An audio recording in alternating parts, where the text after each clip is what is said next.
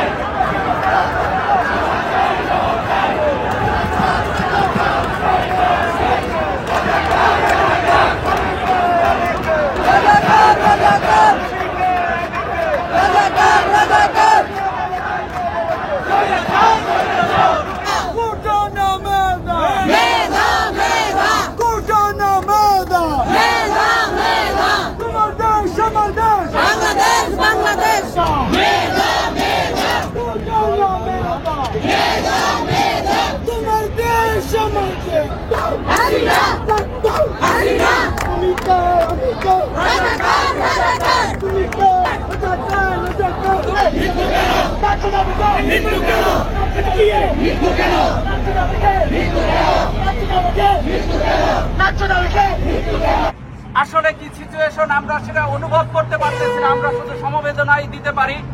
আমরা আজ এখানে যারা উপস্থিত হয়েছি, আমরা দল মত নির্বিশেষে সবাই একত্রিত হয়ে আমরা শুধু দোয়াই করতে পারি তাদের জন্য। সেনাবাহিনী নাম হয়েছে, সেনাবাহিনী সদপ্তরে একজন লেফটেন্যান্ট কর্নেল পদত্যাগ করেছেন। আমার বিশ্বাস আরো অনেকেই এই কাজ করবেন যদি তাদের কাছে এখনো বিবেক অবশিষ্ট থেকে থাকে। প্রিয় ভাইয়েরা, আমার দেশের সেনাবাহিনীর সদস্যরা, অফিসাররা আপনারা এই দেশের মানুষের অংশ। আপনাদের পিতা, আপনাদের ভাই, আপনাদের আত্মীয় স্বজন, আপনারা দেশের চাষা ভুষা গরিব মানুষের ভিতর থেকে উঠে এসেছেন। এরশাদ বিরোধী আন্দোলন, এরশাদকে যদি স্বৈরাচার বলা হয় তাহলে হাসিনা সেই স্বৈরাচারের কয়েকশো গুণ বেশি। হাসিনার সাথে যদি এরশাদকে তুলনা করা হয়, এরশাদ কোনো স্বৈরাচারী ছিল না। এরশাদ অবৈধভাবে ক্ষমতা দখল করেছিল মাত্র, কিন্তু তার সময় মানুষ সমাবেশ করতে পারত, মিছিল করতে পারত, মিটিং করতে পারত। এই কোঠা আন্দোলন কোমলমতি ছাত্রদেরকে যেভাবে বর্তমান ফ্যাসিস্ট সরকার রাতের অন্ধকারে যেভাবে পিটিয়েছে, শুধু ছাত্রদের নয় ছাত্রীদেরকে, আপনারা আমার আর কিছু বলার নাই, আপনারা দেখেছেন মিডিয়াতে বিভিন্নভাবে। আজকে পুরা বাংলাদেশ আমাদের ইন্টারন্যাশনাল গ্লোবাল ওয়ার্ল্ড থেকে বিচ্ছিন্ন। তাই কাজে আমি আজকে প্রবাসীরা যারা এখানে আছেন তারা জাতিসংঘে, স্টেট ডিপার্টমেন্টে, বিভিন্ন senator, congressman, assemblyman, state senator সবার কাছে আমার বক্তব্যকে দ্বিধায়িত করব না।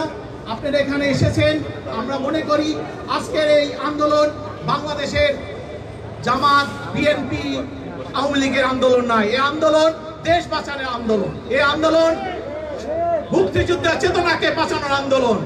যদি আমরা এই আন্দোলনের বিরুদ্ধে যাই তখন আমাদেরকে বলা হয় রাজাকার, কিন্তু আমরা রাজাকারের সন্তান নয়।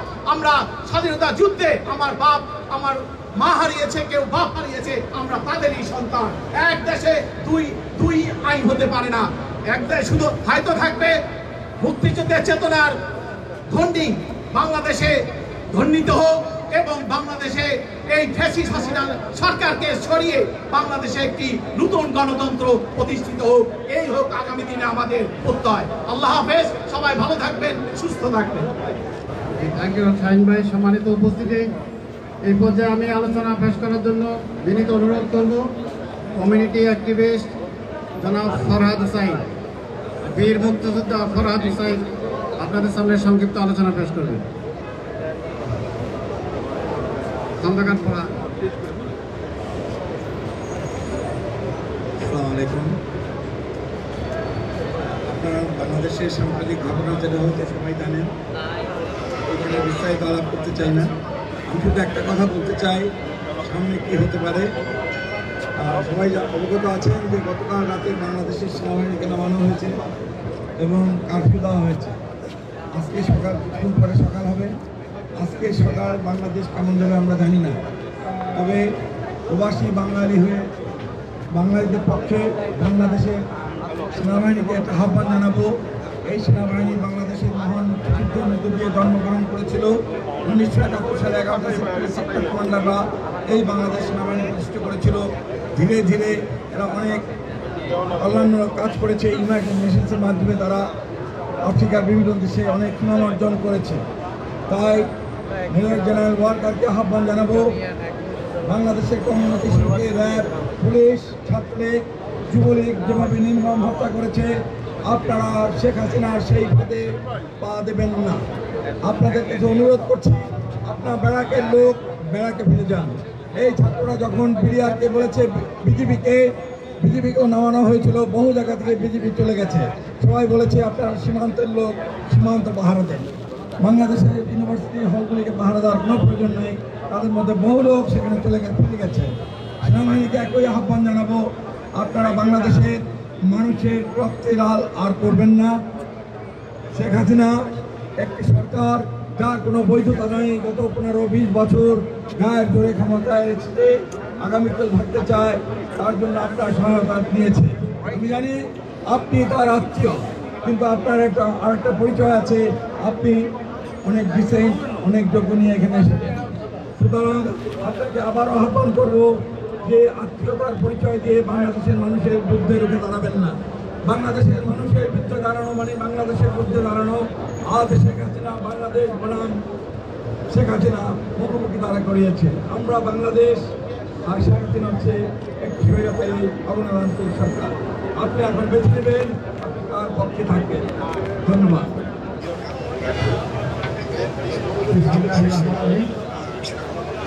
আজকে বাংলাদেশি ভাইরা, আপনারা জানেন এই দাবির পরিপ্রেক্ষিতে আপনারা জানেন সারা বাংলাদেশকে যুদ্ধ পরিণত করেছে এই স্বৈরাচারী শেখ হাসিনা। যেভাবে আমাদের ভাই ছাত্র জনতার উপর গুলি চালানো হয়েছিল, আজকে আমরা ইসরায়েলি দেখি না যে মুসলমানদের উপরে এরকমভাবে অত্যাচার করে। সংগ্রামী ছাত্র বন্ধুগণ, আর বসে থাকার সময় নেই। আসুন আমরা সবাই প্রবাস থেকে ঐক্যবদ্ধভাবে এই জালিম সরকারের বিরুদ্ধে ঝাঁপিয়ে পড়ি। আর সেনাবাহিনীকে আমি উদ্দেশ্য করে বলতে চাই, আপনারা আপনাদের সন্তান যারা আছেন, সারা আপনাদের এই সন্তান, আপনাদের ভূমিকা আপনারা পালন করুন। আপনারা ব্যারাকে ফিরে যান, নতুবা আপনারা জানেন স্বৈরাচারের সাথ সামরিক শাসন জারি করেও ক্ষমতা থাকতে পারে নাই। তাই আজকে আমরা প্রবাস থেকে এর তীব্র নিন্দা জ্ঞাপন করছি এবং যারা শহীদ হয়েছেন তাদের রুহের মাগফিরাত কামনা করে আমি আমার সংক্ষিপ্ত বক্তব্য শেষ করছি। খোদা হাফেজ, বাংলাদেশ জিন্দাবাদ।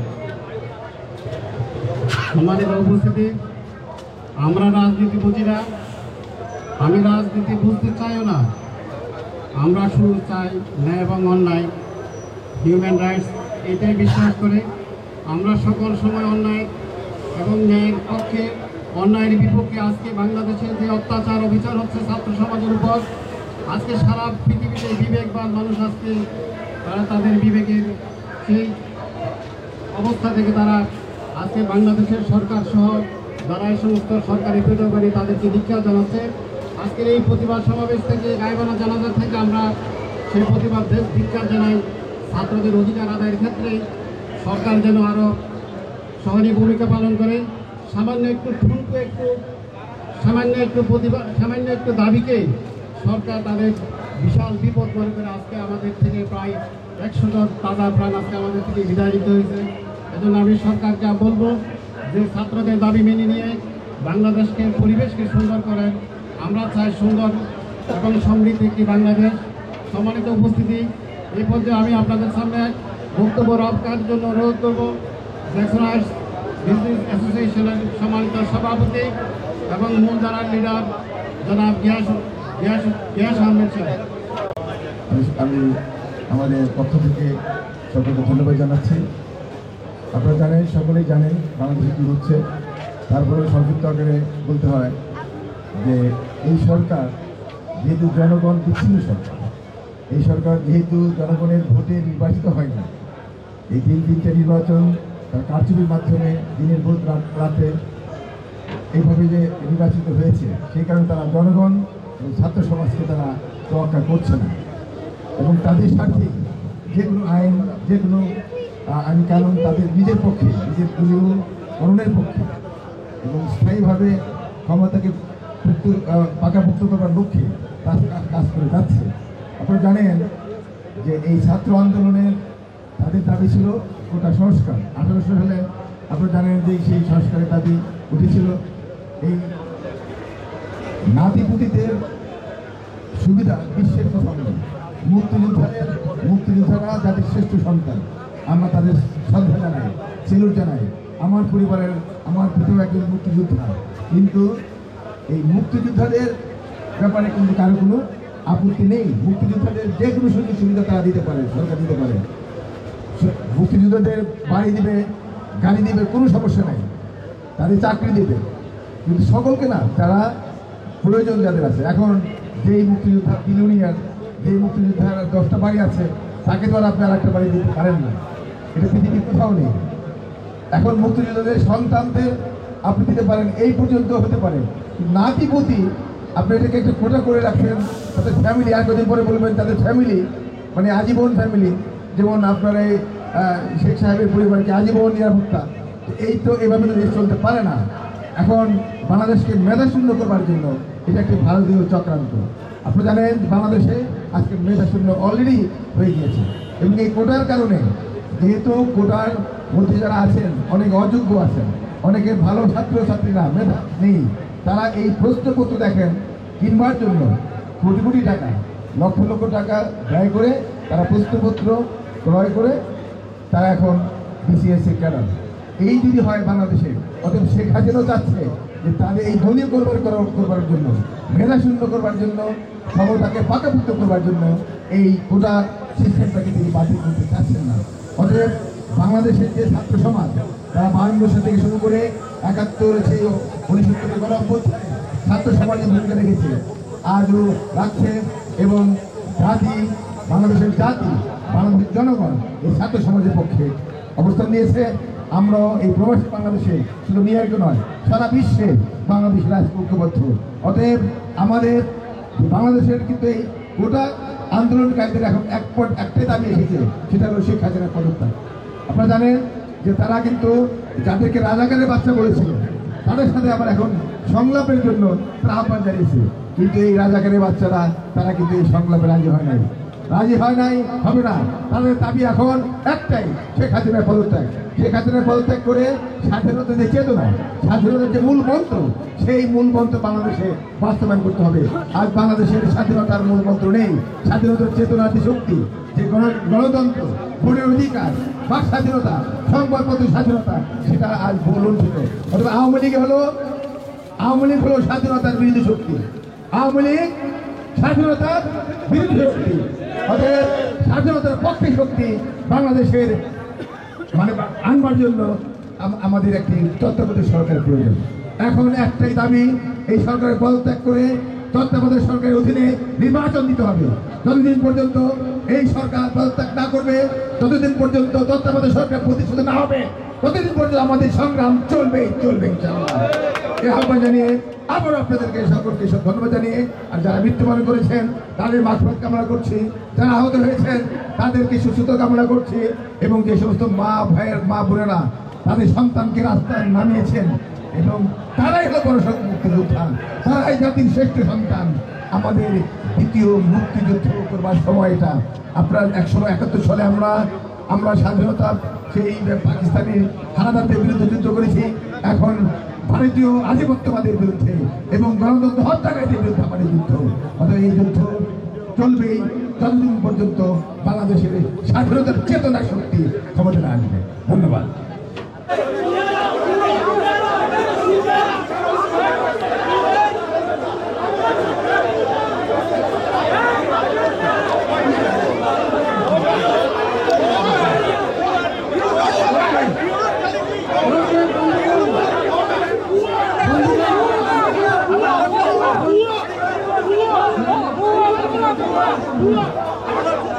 তো মনে হয় ছাত্রলীগের পোলাপান তারা এখানে আসছে জানাজা পড়তে, সেরকমই বলতেছিল। তারা আসার পর একটা ঝামেলা শুরু হয়ে গেছে সামহাউ আই গেস।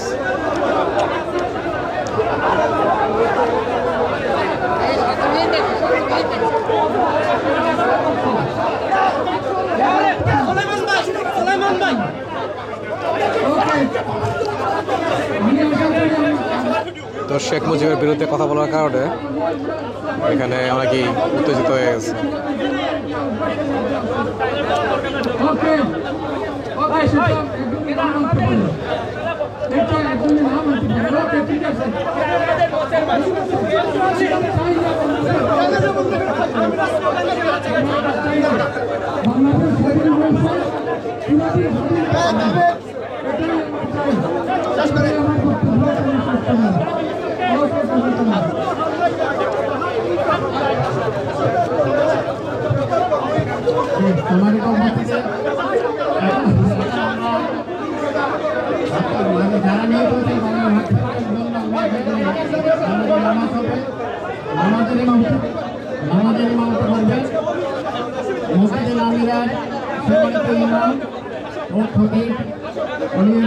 সিরাজি আমাদের জায়গায় ইমামত করবেন অলি রহমান সিরাজি, মসজিদে নামিরা।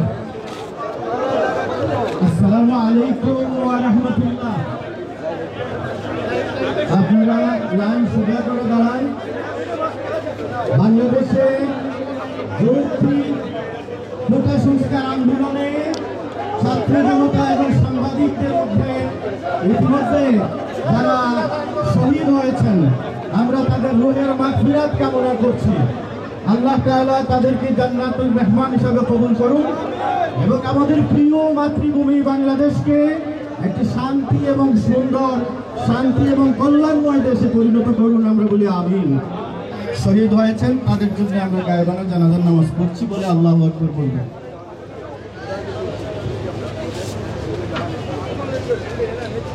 আল্লাহু আল্লাহু আকবার, আল্লাহু আকবার, আল্লাহু আকবার। আসসালামু আলাইকুম ওয়া রাহমাতুল্লাহ। সম্মানিত উপস্থিতি, তো জ্যাকসন হাইটস এসেছিলাম, শুনেছিলাম এখানে নাকি গায়েবী জানাজা হবে, সেই জন্য এসেছিলাম। তো গায়েবী জানাজা হয়েছে, কিন্তু তার আগে বেশ বিক্ষোভ সমাবেশ হচ্ছিল আর কি, আপনারা অলরেডি দেখছেন। এবং এটাও দেখছেন যে সেখানে বেশ ঝামেলা শুরু হয়ে গেছিলো দলীয় বিষয় নিয়ে। এখন তো আসলে আমাদের দলীয় রাজনীতি করার সময় না, তাই না? এখন আসলে আমরা একটা ডিফারেন্ট এনভায়রনমেন্টে আছি, ডিফারেন্ট সিচুয়েশন ফেস করতেছি আমাদের দেশে। এখন তো আসলে দলীয় রাজনীতি নিয়ে আসলে মারামারি, ঝগড়া, হইচই এগুলোর সময় না, তাই না? তো আমাদের আসলে ন্যায়কে ন্যায় বলা এবং অন্যায়কে অন্যায় বলার সৎসাহস থাকতে হবে। এগুলো নিয়ে ঝামেলা করা, হঠাৎ করে আসলে একটা সিচুয়েশন তৈরি করা। তো যারা ঝামেলা শুরুকে দিচ্ছে তারা বলতেছিল যে আমরা এখানে নামাজ পড়তে আসি, আই আন্ডারস্ট্যান্ড, বাট এখানে এই পরিবেশ তৈরি করতে কিছু নাই। হইচই, ঝগড়া, মানে একটা সিচুয়েশন তৈরি হচ্ছিলো অলমোস্ট। বাট আলহামদুলিল্লাহ ওই ধরনের পর্যায়ে যায় নাই আর কি। বাট যাই হোক, এসেছিলাম এখানে আসলে গায়েবী জানাজার নামাজ পড়তে, তো সেটাই পড়লাম আলহামদুলিল্লাহ। ও হ্যাঁ, যে কথাটা বলা হয়নি, আমরা এখানে যে গায়েবী জানাজা নামাজটা পড়তে এসেছি সেটা হচ্ছে বাংলাদেশের যে ছাত্ররা মারা যাচ্ছে এবং সাধারণ মানুষরা মারা যাচ্ছে সেটাকে উদ্দেশ্য করে। আপনি এটা কি, আমরা তো সবসময় দান সৎকার করি আমাদের বাচ্চাদের শেখানোর জন্য, যা জমবে আমরা আমাদের গরিব আত্মীয়স্বজনকে দিব ইনশাআল্লাহ। আসসালামু আলাইকুম ভাই। এই সাদেকা বক্সটা হচ্ছিল আমরা সবসময় দান সৎকার করি, কিন্তু আমাদের বাসায় যাতে সাদেকা প্র্যাকটিসটা সবসময় জারি থাকে। আমাদের বউ বাচ্চা, আমাদের মা বোনরা এবং আমাদের সন্তানরা যাতে প্রতিদিন সাদেকা করে, এবং এই সাদেকা করছিলে আল্লাহ যাতে আমাদের সফল কামাবার চেষ্টা করতে পারি আমার আল্লাহর কাছে। তো প্রতিদিন যদি এখানে একটা করে কড়া ফেলা যায় বা একটা কিছু ফেলা যায় এবং একটা নির্দিষ্ট সময় পরে যা জমবে আমরা আমাদের গরিব আত্মীয়স্বজনকে বা যে কোনো জায়গায় চ্যারিটি করব। কিন্তু মেন থিমটা হচ্ছে প্রতিদিন এই কিছু না কিছু আমাদের এই সাদেকা বক্স রাখবো ফ্যামিলির জন্য, আল্লাহর জন্য। আচ্ছা, ইনশাল্লাহ, অবশ্যই। এবং ছোটোবেলায় দেখা যাচ্ছে যে আমরা সবসময় আমাদের বাবা মা আমাদের বলছে যে বসে পানি খেতে, রাইট? তো আমরা তো সবসময় বসেই পানি খাই। তো আমরা যদি আমাদের বাচ্চাদের ছোটোবেলা থেকেই বলি যে সাদেকা করতে হবে, এটা তাদের একটা অভ্যাসে প্র্যাকটিস হয়ে যাবে। তো এই জন্যই সাদেকা বক্সটা প্রত্যেকে রাখবো এবং ছড়াই দিব এই নিউজটা সবার কাছে ইনশাল্লাহ। ইনশাল্লাহ, খুবই চমৎকার আইডিয়া ভাইয়া, thank you so much for sharing this. আর অবভিয়াসলি এটা ফ্রি, আপনারা দেখতে পাচ্ছেন, এটার জন্য উনি কোনো চার্জ করতেছেন না। এর থেকে মানে চমৎকার বিষয় কী হতে পারে? তো থ্যাংক ইউ ভাইয়া। আর আপনি যে উদ্যোগটা নিয়েছেন এটা আসলেই চমৎকার। দোয়া করবেন এবং আমরা যাতে, আমাদের মেন উদ্দেশ্য হচ্ছে হলো একসাথে যাতে আমরা সবাই জান্নাতে যেতে পারি ইনশাল্লাহ, আমাদের বাচ্চাদের নিয়ে। আমিন। আমরা যদি আমাদের বাচ্চাদের না শেখাই তো কেউ শেখাবে না। সেটাই, অবশ্যই ইনশাল্লাহ। ইনশাল্লাহ ভাইয়া, তো ভালো থাকেন। ওয়ালাইকুম আসসালাম। মাগরিবের নামাজের সময় হয়ে গেছে, যেহেতু আছি এদিকে, 7-8 মিনিটের মধ্যে নামাজ শুরু হবে, তো নামাজটা পড়েই যাই। মসজিদে যাবো অবশ্য, এখানে আশেপাশে মসজিদ আছে। একটা ছাত্র অধিকারের একটা অহিংস আন্দোলনকে সরকার এবং সরকারের পেটোয়া বাহিনী, ছাত্রলীগ দ্বারা এবং আরও অন্য সংগঠন দ্বারা তাদেরকে সহিংস করা হলো এবং তাদের বুকে গুলি চালানো হলো। এবং স্টুডেন্টরা আমাদের জানার মতে এখন বিভিন্ন সোর্স থেকে 65 মতে 150 জনের মতো স্টুডেন্ট মারা গিয়েছে। এটা কেন হলো? তারা শুধু কম্পিটিটিভ চাকরির পরীক্ষায় কোটাকে উচ্ছেদকরণ প্রকল্পে একটা অহিংস কর্মসূচি দিয়েছিল, কিন্তু সেখানে সরকার জোরপূর্বক আর্মি, পুলিশ এবং বিডিআর দিয়ে তাদেরকে একটা সহিংসতার মুখে ঠেলে দিল। এখন পরিস্থিতি খুবই ভয়ানক হয়ে গেছে। এখন এ পর্যন্ত শোনা যাচ্ছে সরকার আর্মি ডিপ্লয় করেছে। তো আমরা আর্মির প্রতি অবশ্যই সম্মান রাখি এবং শ্রদ্ধা রাখি। যখন আমরা ছোটবেলায় দেখেছিলাম বা শুনেছি যে আর্মি ড্রেস দেখলে আমরা একটা সম্মান করতাম এবং ওদের প্রতি আলাদা একটা রেসপেক্ট আসতো। আমরা এখনো বিশ্বাস করি, সম্মান করি এবং শ্রদ্ধা করি। তারা আর্মির থেকে কোনো সাধারণ লোকের এবং অর্ডিনারি পিপুল, স্টুডেন্টদের প্রতি তারা গুলি করবে না, আমরা বিশ্বাস রাখি। এবং তারা আমজনতা, সাধারণ পাবলিক, ইভেন দ্য স্টুডেন্টদের পাশে থাকবে, এটা আমার বিশ্বাস।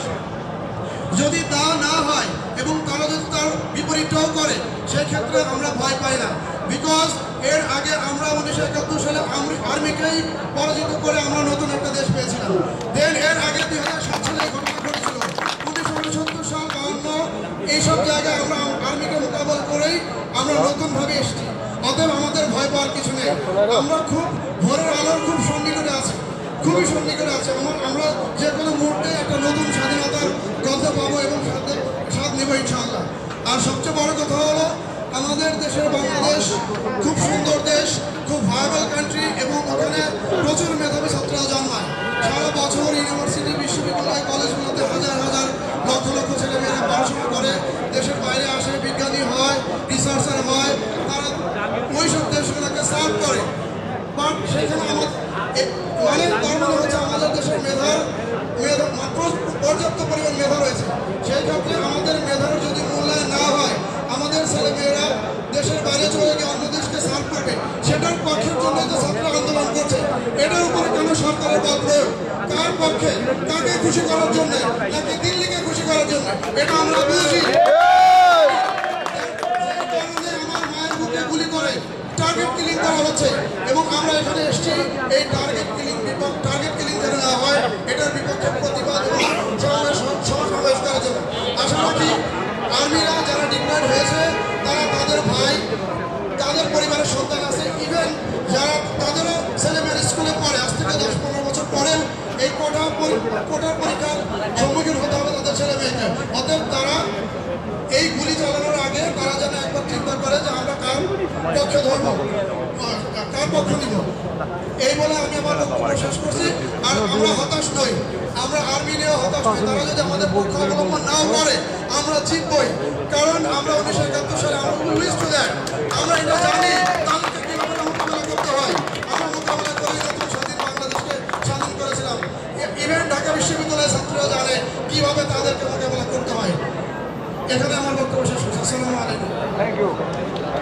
দেশমাতৃকার আগুন জ্বলছে, ছাত্রছাত্রীদের রক্ত ঝরছে, সেই জন্য বুকের ভিতরে আগুন চলছে।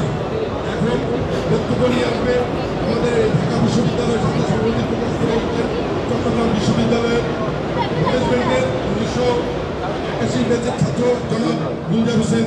জনাব গুলজার হোসেন চট্টগ্রাম বিশ্ববিদ্যালয়ের ছাত্রদের পক্ষ থেকে আপনাদের সামনে বক্তব্য রাখবেন। আমরা একটু হাততালি দেই, নিতে দিতে হবে না, একটু হাততালি দেই।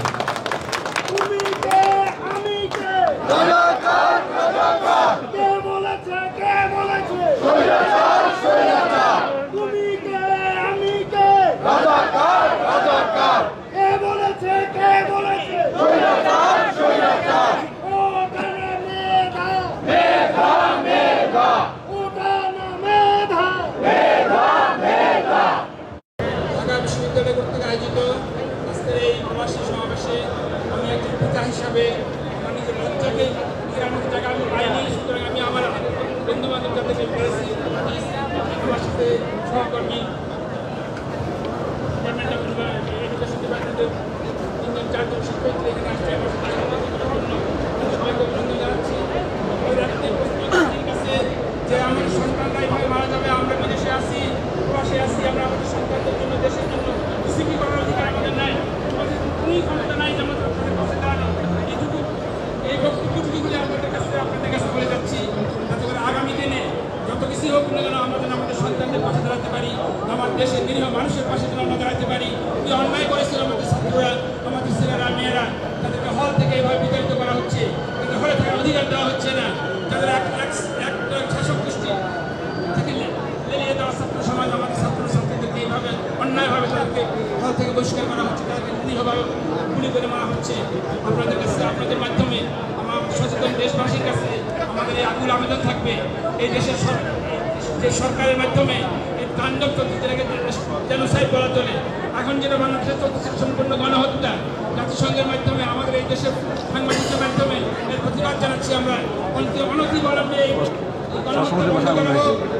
আমরা প্রবাসীরা যারা আছি এখানে ঢাকা বিশ্ববিদ্যালয়, চট্টগ্রাম বিশ্ববিদ্যালয়, বুয়েট থেকে শুরু করে সচেতন সবল ছাত্রছাত্রী অভিভাবক যারা আমরা আছি, আমরা জোর প্রতিবাদ করবো, তার বিরুদ্ধে যে ব্যবস্থা নেওয়া যায় আমরা সংযুক্তভাবে দিকে এগিয়ে যাবো।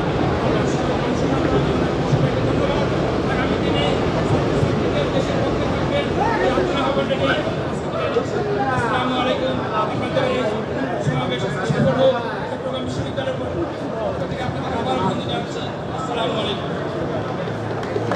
জনাব গুলজার হোসেন খোকন এখন আপনাদের সামনে বক্তব্য নিয়ে আসবেন।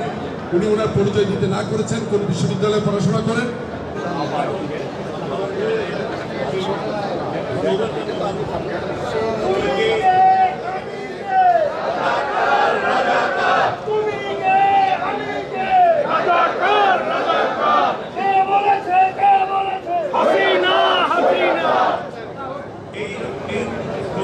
প্রথম অংশকে নিয়ে আওয়ামী লীগের আলোচনা শুরু করলো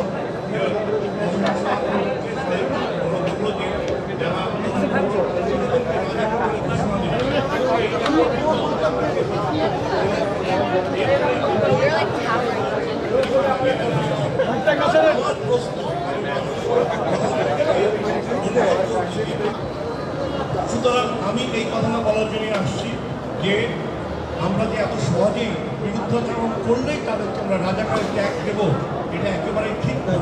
কারণ রাজাকার সবাই না, অল্প কিছু সংখ্যক লোক হয়তো রাজাকার ছিল, কিন্তু তারা এখন আস্তে আস্তে কমে যাচ্ছে। এখন আমরা সবাই বাংলাদেশি, আমরা সবাই মুক্তিযুদ্ধের পক্ষের শক্তি, তবে আমরা আমাদের দেশটাকে ভালোবাসি, আমরা দেশের ভালো চাই, মানুষের ভালো চাই, এবং একজন প্রবাসী হিসাবে যখন ভালো কিছু দেখি তখন আমরা আমাদের স্কুলে যাই, ভালো কিছু দেখি, কিন্তু যখন আমাদের এই খবরগুলো পাই তখন আমাদের রাতের ঘুম নষ্ট হয়ে যায়।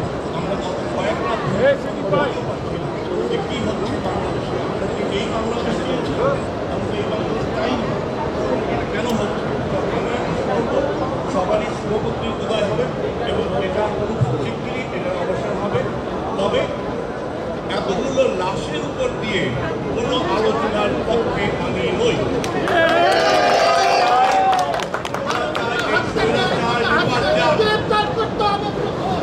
আমরা এই স্বৈরাচারের পতন চাই।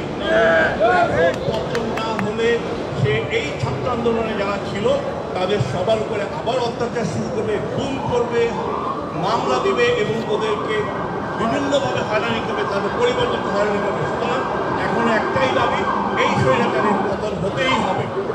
এক দফা কবে যাবে?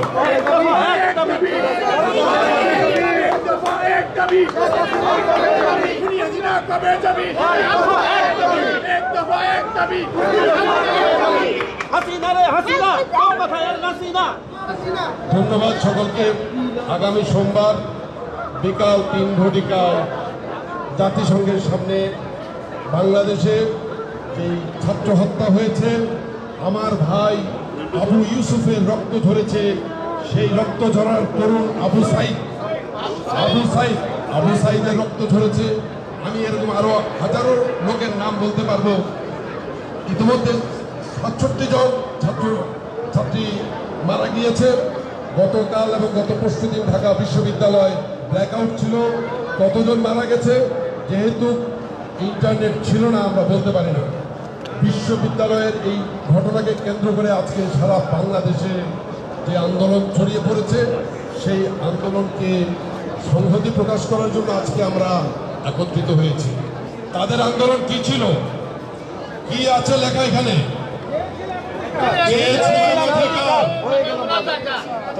চেয়েছিলাম অধিকার। কেন রাজাকার হলাম? অধিকার চেয়েছিলাম।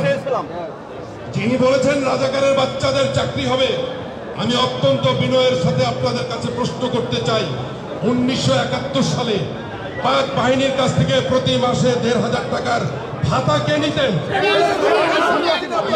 জানি না, আমি 71 সালে এত বড় ছিলাম না। ওনার সন্তান কি দেশগ্রামে হয়েছিল? কোন ধাত্রী মায়ের কাছে হয়েছিল? একটি প্রশাসনের আওতাধীন ম্যাটারনিটি ক্লিনিকে হয়েছিল। 71 সালে হাজারো ছেলে জন্ম নিয়েছে, হাজারো মেয়ে জন্ম নিয়েছে, কিন্তু পাক বাহিনীর সহযোগিতায় তারা জন্ম নিতে পারেনি। আজকে আপনি যখন রাজাকার বলেন, আপনি রাজাকারদের থেকে সুবিধা নিয়ে আপনি রাজাকার বলে গালি দেন। 53 বছর পরে এই হাজার হাজার ছেলে মেয়েরা রাজাকার হয়ে গেছে। আপনাদের কাছে একটা অঙ্কের প্রশ্ন করব, দিবেন উত্তর আমাকে? আপনাদের যদি সৎ সাহস থাকে মিডিয়াতে এটি ছড়িয়ে দিবেন। 2 লক্ষ 2.5 লক্ষ ভুয়া 2 নম্বর 3 নম্বর 14 নম্বর জাহাজ মুক্তিযোদ্ধা বাংলাদেশে 30 লক্ষ লোক শহীদ হয়েছে। সেই 30 লক্ষ শহীদের কোটা কোথায় আছে আপনাদের কারো মনে প্রশ্ন? সেই 30 লক্ষ শহীদ যদি কোটা না পায় তাহলে জীবিত ওরা কি করে কোটা পায়? এই 14 নম্বর রাজাকাররা। বাংলাদেশে 80,000 60,000 মতান্তরে 1 লক্ষ মুক্তিযোদ্ধা ছিল। আজকে যার বয়স 7 বছর ছিল 1971 সালে, সে মুক্তিযোদ্ধার সার্টিফিকেট নিয়ে সচিব, ডিসি এই সমস্ত পদ পদবি দখল করে বসে আছে। আপনি কোটার বিরুদ্ধে কথা বলেন, আপনার ব্যাংক লুট হয়েছে, আপনি লুটেরাদের বিরুদ্ধে কথা বলার সাহস পান না। আপনার দেশে বাড়ির চাকর, আপনার ঘরের চাকর, আমার ঘরের চাকর নয়, 400 কোটি টাকার মালিক হয়েছে। এটা আমি বলি নাই, সময় বলে নাই, 71 টিভি বলে নাই, আপনি আপনার নিজের মুখে বলেছেন। তাহলে সেটা কিভাবে হলো? সে 400 কোটি টাকা কি সে নিজে নিজে মেশিন দিয়ে ছাপিয়েছে? সেখানে এমন কাজ হয়েছে যে কাজে আপনি স্বাক্ষর করেছেন। আপনার প্রধানমন্ত্রীর কার্যালয়ে কেউ না কেউ স্বাক্ষর করেছে। সেই দায়ভারকেই আজকে আপনি জনগণের সামনে এইভাবে বলে ফেলেন। মাথা নষ্ট হলে এইভাবেই নষ্ট হয়। আমি সেনাবাহিনীর কাছে অনুরোধ জানাবো, ভাই সেনাবাহিনী, ওয়াকারুজ্জামান সাহেব আপনার সন্তান, আমার সন্তান সমবয়সী, আমি আপনি সমবয়সী। বাংলাদেশের ইতিহাসে সেনাবাহিনী প্রধান হিসাবে নাম লিখিয়েছেন, কুলাঙ্গার হিসাবে নাম লিখে বিদায় নেবেন না। জনগণের বিরুদ্ধে যাবেন না। জনগণের বিরুদ্ধে আপনার বাহিনীর সদস্যদেরকে অস্ত্র তুলতে না করে দিবেন। সেনাবাহিনীর যত লেফটেন্যান্ট কর্নেল, কর্নেল, মেজর পদমর্যাদায় যারা আছেন তাদের কাছে এই মিডিয়ার মাধ্যমে আমি অনুরোধ জানাবো, আপনারা আজ থেকে আপনার সৈনিকদেরকে বলে দেন আপনারা আইন শৃঙ্খলা রক্ষা করেন, কিন্তু কোনোভাবেই আমার টাকায় কেনা অস্ত্র দিয়ে, আমার টাকায় কেনা বুলেট দিয়ে আমার ভাইদের উপর যদি গুলি চালানো হয়, পাক বাহিনীর বিরুদ্ধে বাংলার জনগণ যেভাবে খেপে উঠেছিল, লড়াই করেছিল, আপনাদের বিরুদ্ধে লড়াই করতে তারা পিছপা হবে না। আপনাদের সকলকে ধন্যবাদ।